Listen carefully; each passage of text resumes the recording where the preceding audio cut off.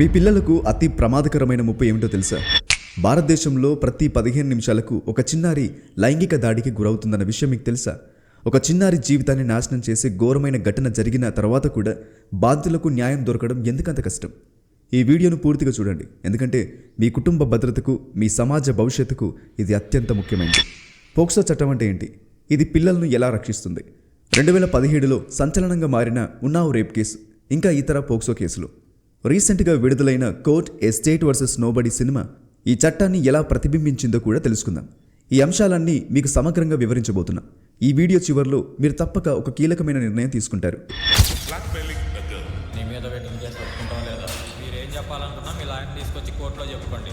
354D ఏంటి case కట్టారా పగబట్టారా? ఈ సెక్షన్ ఏంటి? ఎక్యూజ్ ఎవరు? మా తమ్ముడు లాంటోడు సార్. పోక్సో అంటే protection of children from sexual offences act 2012. ఇది చిన్నారులపై లైంగిక దాడులను అరికట్టడానికి ప్రత్యేకంగా రూపొందించబడిన చట్టం.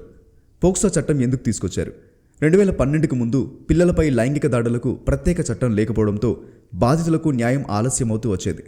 కాన్పూర్ షెల్టర్ హోమ్ కేసు 2011, అమిత్బాద్ కేసు 2010 వంటి ఘటనలు దేశాన్ని కదిలించాయి. నిర్భయ సంఘటన 2012 తర్వాత ప్రభుత్వం పోక్సో చట్టాన్ని మరింత కఠినంగా రూపొందించింది. ఈ చట్టంలోని ముఖ్యమైన సెక్షన్లు: సెక్షన్ 3 to 7 చిన్నారులపై జరిగే లైంగిక దాడుల రకాలపై తీవ్ర శిక్షలు. సెక్షన్ 19 అటువంటి ఘటన జరిగిన వెంటనే పోలీసులకు రిపోర్ట్ చేయడం తప్పనిసరి. సెక్షన్ 29 and 30 నిందితుడు నిర్దోషత్వాన్ని నిరూపించుకోవాల్సిన బాధ్యత అతనిదే. ఈ చట్టం వల్ల ఎంతో మందికి న్యాయం జరిగింది, కానీ కొన్ని ఘోరమైన కేసులు ఇంకా దేశాన్ని తట్టిలేపుతున్నాయి. ఇందులో 2017లో సంచలనం సృష్టించిన కొన్ని ముఖ్యమైన పోక్సో కేసులున్నాయి. 2017 ఉన్నావ్ రేప్ కేసు. 2017లో ఉత్తరప్రదేశ్లో ఉన్నావ్ జిల్లాలో జరిగిన ఈ కేసు దేశవ్యాప్తంగా సంచలనం రేపింది. ఈ ఘటనలో నిందితుడు కుల్దీప్ సింగ్ సెంగార్ ఓ ఎమ్మెల్యే. 2017లో 17 ఏళ్ల బాలికపై ఆయన తన ఇంట్లో లైంగిక దాడి చేశాడు. బాధితురాలు పోలీసులకు ఫిర్యాదు చేయగానే ఆమె తండ్రిని అక్రమంగా అరెస్ట్ చేసి జైల్లో హత్య చేశారు. ఈ వ్యవహారం దేశవ్యాప్తంగా పెద్ద దుమారం రేపింది. 2018లో బాధితురాలు ఉత్తరప్రదేశ్ సీఎం నివాసం ముందు తనను తాను తగలబెట్టుకునే ప్రయత్నం చేసింది. ఈ ఘటన తర్వాత కేసు సీబీఐకి అప్పగింపబడింది. పోక్సో చట్టం కారణంగా కుల్దీప్ సింగ్ సెంగార్కు జీవిత ఖైదు శిక్ష విధించబడింది.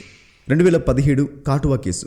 2017లో జమ్మూ అండ్ కాశ్మీర్లోని కాటువా జిల్లాలో 8 ఏళ్ల బాలికపై అతి క్రూరంగా లైంగిక దాడి జరిగింది.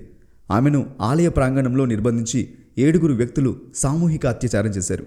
ఈ కేసులో నిందితుల్లో ఒకరు ప్రత్యక్షంగా పోలీస్ అధికారి కావడం వలన న్యాయ వ్యవస్థపై నమ్మకం క్షీణించింది. అయితే పోక్సో చట్టం కారణంగా నిందితులకు జీవిత ఖైదు విధించబడింది.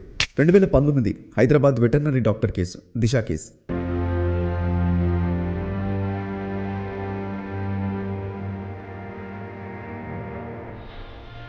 2019లో హైదరాబాద్లో 26 ఏళ్ల వెటర్నరీ డాక్టర్పై 4 వ్యక్తులు దాడి చేసి అత్యాచారం చేసి బతికుండగానే నిప్పంటించారు.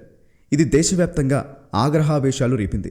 ఈ కేసు పోక్సో అండ్ ఐపీసీ సెక్షన్ల కింద విచారణకు వెళ్ళగా నిందితులంతా పోలీస్ ఎన్కౌంటర్లో హతమయ్యారు.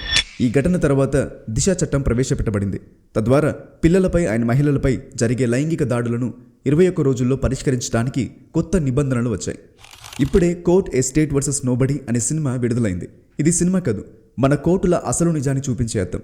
ఈ సినిమాలో ఒక చిన్నారి జీవితం, న్యాయం కోసం జరుగుతున్న పోరాటం, కోర్టుల్లో లైంగికంగా నడిచే కేసులన్నిటినీ అద్భుతంగా చూపించారు. మీరు ఈ సినిమా చూస్తే పోక్సో చట్టంపై, న్యాయ వ్యవస్థలోని జాప్యంపై మీకే నిజమైన అవగాహన వస్తుంది. ఇప్పుడు మీరే చెప్పండి, పోక్సో చట్టాన్ని ఇంకా కఠినంగా చేయాలా? పిల్లల భద్రత కోసం మనం ఇంకేం చేయాలి? మీ అభిప్రాయాన్ని కామెంట్స్లో తెలపండి, ఎందుకంటే మీ మాటలు మార్పుని తీసుకురాగలవు. ఈ వీడియోను మీ కుటుంబం, మీ స్నేహితులకు షేర్ చేయండి. మరిన్ని ముఖ్యమైన అంశాల కోసం ఫుల్ క్లారిటీ మచ్చా ఛానల్ను సబ్స్క్రైబ్ చేయండి. మీ భద్రత, మీ హక్కులు తెలుసుకోవడం మీ బాధ్యత. జై హింద్.